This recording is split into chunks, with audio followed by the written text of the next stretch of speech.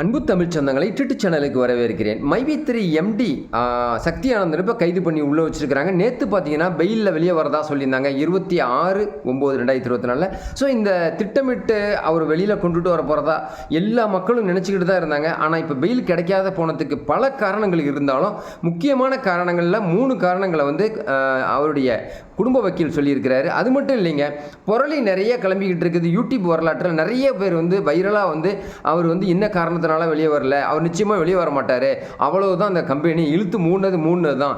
So அதுக்கெல்லாம் முற்றுப்புள்ளி வைக்கிறதுக்காக தான் இந்த வீடியோ போட்டிருக்கேன். இந்த வீடியோ வந்து தமிழக மக்கள் இல்லை, டிடி சேனல் சொந்தங்கள் மட்டும் இல்லை, மைவி3யில் விளம்பரம் பார்த்துக்கிட்டு அதில் சம்பாதிக்கக்கூடிய எல்லா மக்களும் இந்த வீடியோ பார்த்துட்டு நண்பர்களுக்கு உடனடியாக ஷேர் பண்ணணும்னு சொல்லிட்டு அன்போடு கேட்டுக்கிறேன். உங்கள் கமெண்டில் வந்து சந்தேகம் இருந்தால் என்கிட்ட கேளுங்க, நான் உங்களுக்கு ஆன்சர் பண்ணுறேன்.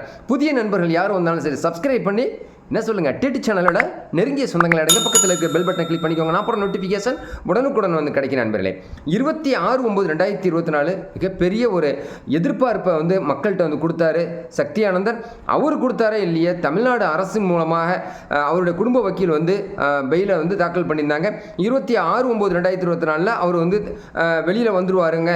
அவர் வெளியே வந்ததுக்கப்புறம் இந்த 5 கோடி ரூபாய் மக்களுக்கு கொடுக்க வேண்டிய பணத்தை திரும்பி கொடுத்துருவாரு அப்படின்னு சொல்லிட்டு 6 மாதமாக எதிர்பார்த்துக்கிட்டு அந்த விளம்பரம் பார்த்துக்கிட்டு இருக்கக்கூடிய மக்களுக்கு ஒரு ஆறுதலான செய்தியாக நேற்று அமைய போகுதுன்னு நானே என்னுடைய வீடியோவில் போட்டிருந்தேன். ஆனால் நிறைய நண்பர்கள் வந்து என்கிட்ட கொஸ்டின் கேட்டுக்கிட்டே இருக்கிறாங்க. என்ன சார் பிரச்சனை, 3 டிப்ஸு சொல்கிறேன்னு சொன்னீங்களே, அந்த டிப்ஸை உடனே சொல்லுங்கள், என்ன பிரச்சனைனால அவர் வெளியே வரல. ஓகே, அதுக்கு நான் சொல்லிடுறேன். 3 வகையான ப்ரூஃபை வந்து சப்மிட் பண்ண சொல்லி நீதி அரசர் சொல்லியிருக்கிறாங்க, பெண் நீதிபதி அவங்க.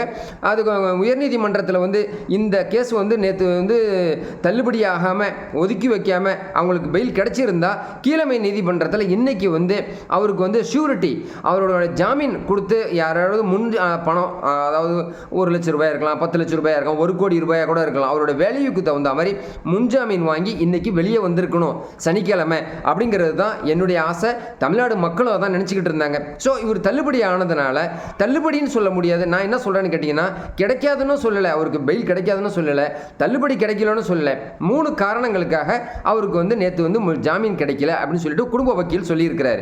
இன்னும் சொல்லணும், எம்டி சக்தி ஆனந்தனுடைய வக்கீல் சொல்லியிருக்கிறார்.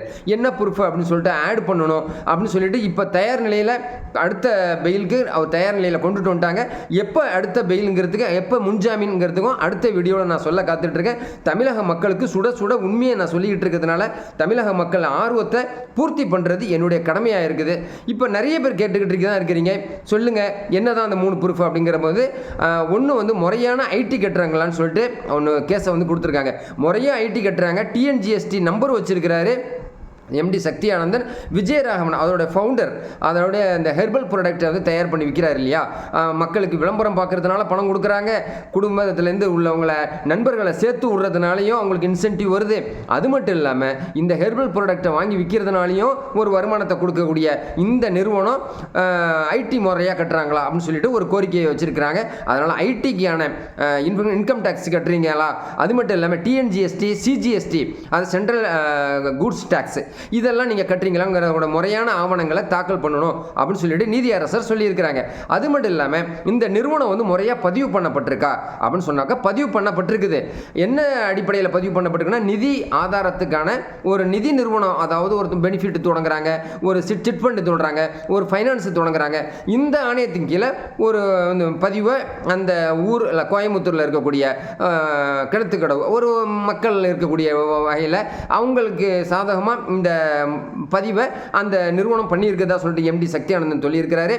அது மட்டும் இல்லாமல் அவர் 3 பதிவையும் ஏற்கனவே தாக்கல் பண்ணியிருக்கிறாங்க. இருந்தாலும் இன்னும் முழு ஆதாரத்தையும் முழு ஒரிஜினல் சர்டிஃபிகேட்டையும் அட்டாச் பண்ணி இந்த அடுத்த பெயிலில் எடுக்கிறதுக்கு முன்னாடி நீங்கள் கொண்டு வந்து காட்டணும் அப்படின்னு சொல்லிட்டு நீதி அரசர் சொல்லியிருக்கிற அடிப்படையில் தான் இதை வந்து இவங்களுக்கு வந்து தள்ளுபடியாக இருக்குது. இல்லைனா நேற்று அவர் வெளியே வந்திருக்கக்கூடிய ஒரு வாய்ப்பு கிடைச்சிருக்கும் அப்படின்னு சொல்லிட்டு குடும்ப வக்கீல் தெரிவிச்சிருக்கிற அடிப்படையில் நம்ம வந்து என்ன சொல்கிறோன்னு கேட்டிங்கன்னா, டிடி சேனல் சொந்தங்களுக்கு மட்டும் இல்லை, மைவி3 விளம்பரம் பார்க்குறவங்களுக்கு, மைவி3யில் முதலீடு பண்ணியிருக்கிறவங்களுக்கு, மைவி3 விளம்பரம் விளம்பரம் பார்த்துக்கிட்டு இருக்கிறவங்களுக்கு ஒரு ஆறுதலான செய்தி என்னன்னு கேட்டிங்கன்னா, மக்களே, தமிழக சொந்தங்களே, அமைதியாக இருங்க. அதுதான் சொல்லியிருக்கிறாரு எம்டி சக்தியானந்தன் குடும்ப வக்கீல் சொன்னது அதுதான். நல்ல ஒரு லட்சியம், வெல்வது நிச்சயம். அதனால் பொறுத்துறீங்க.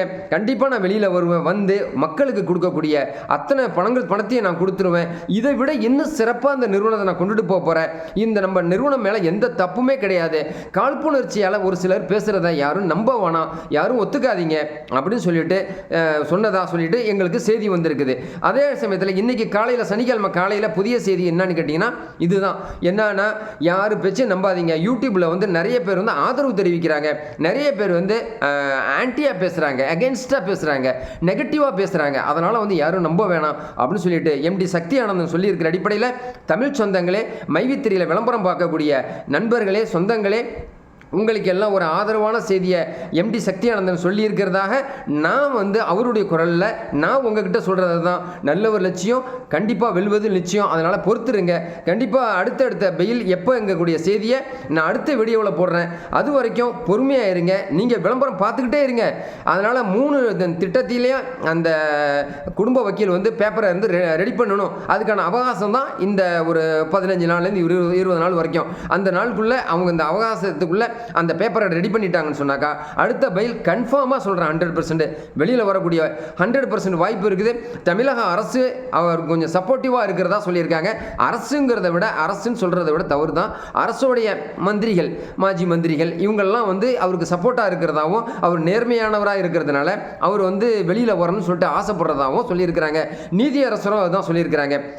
சட்டப்படி நடவடிக்கை நாங்கள் எடுக்கப்படும் அப்படின்னு சொல்லியிருக்காங்க. EOW அதிகாரிகள் அதான் சொல்கிறாங்க. இந்த 3 டிப்ஸ் நாங்கள் கொடுத்துருக்கோம் இல்லையா, அந்த ஆதாரத்தை கொண்டு வந்து நீங்கள் காட்டிட்டு அடுத்த பெயிலுக்கான அப்ளை பண்ணுங்கள். நாங்கள் வந்து உங்களுக்கு வந்து கண்டிப்பாக முறையான நல்ல செய்தியை சொல்கிறோம் அப்படின்னு சொல்லியிருக்கிறாங்க. ஸோ எந்த பிரச்சனைகள் இந்த நிறுவனத்து மேலே நீங்கள் திணிச்சாலும் சரி, நல்ல ஒரு லட்சியம், வெல்வது நிச்சயம் கூடிய அந்த நல்ல மனிதர் கண்டிப்பாக வென்று கண்டிப்பாக வந்து வெளியில் வரதான் போகிறாரு. மக்களுக்கு நல்ல சேவைகளை செய்ய போகிறாரு. யாருக்கெல்லாம் நிலுவையில் இருக்கக்கூடிய அந்த 5 கோடி ரூபாய் பணத்தை கொடுக்க போகிறாரு அப்படிங்கக்கூடிய ஒரு மகிழ்ச்சியான செய்தியை என் யூடியூப் சேனல் சொந்தங்களுக்கும், தமிழக மக்களுக்கும், மைவித்திரியில் விளம்பரம் பார்க்கக்கூடிய அந்த தமிழ் சொந்தங்களுக்கும் இந்த வீடியோ மூலமாக சொல்லிக்கிறேன். நண்பர்களே, இந்த வீடியோ பிடிச்சிருந்தா லைக் பட்டன் மட்டும் கிளிக் பண்ணிடாதீங்க. உங்களுக்கு சந்தேகம் எதாவது இருந்தாலும் கமெண்ட்ஸில் கேளுங்க. புதிய நண்பர்கள் யாரும் வந்தாலும் சரி சப்ஸ்கிரைப் பண்ணிக்க சொல்லி நீங்களும் அட்வைஸ் பண்ணுங்கள். அது மட்டும் இல்லாமல் பக்கத்தில் இருக்க பெல் பட்டனை கிளிக் பண்ணிக்கோங்க. அடுத்த எபிசோடில் இன்னும் காரசாரமாக, இன்னும் சுவாரஸ்யமான, உண்மையை உறக்க சொல்லக்கூடிய நம்பர் 1 சேனலாக யூடியூப் சேனலை உங்கள் மூலமாக நாங்கள் வளர்ந்துக்கிட்டு இருக்கிற இந்த அடிப்படையில் அடுத்த வீடியோவில் இன்னும் சுவாரஸ்யமான செய்தியோட மீண்டும் உங்களை சந்திக்கிறேன். நன்றி.